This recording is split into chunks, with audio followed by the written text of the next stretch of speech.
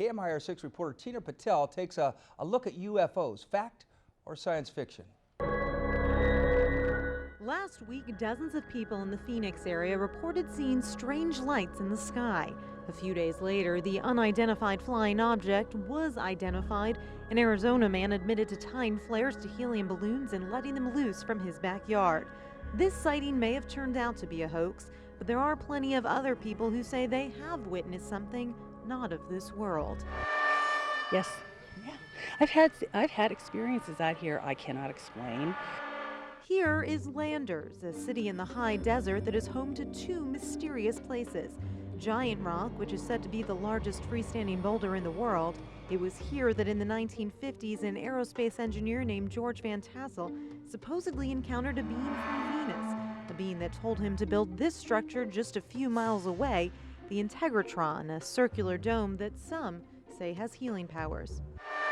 Today it's easy. We have all our little gadgets, we have all our little tools, and we can know where, the magnetics go and all the ley lines and everything.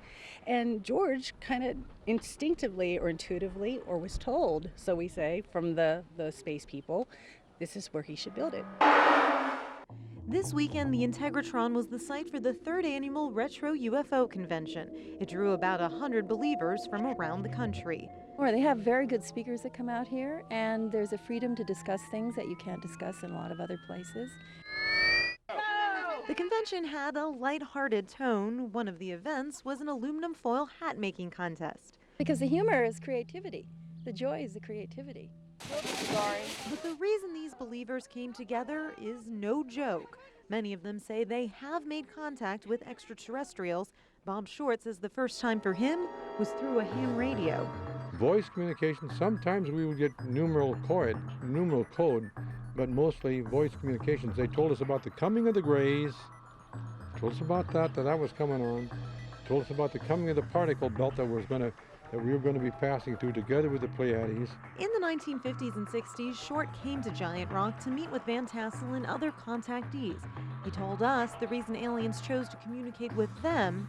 We were willing to listen to them, willing to be open to listen to what they had to say, rather than being closed off. And the message he says he got? To take care of Mother Earth, stop the aggressive attitudes, keep the mind open, don't close it. Barbara Harris is trying to keep an open mind. That's why she booked Short to be one of the speakers during this year's convention.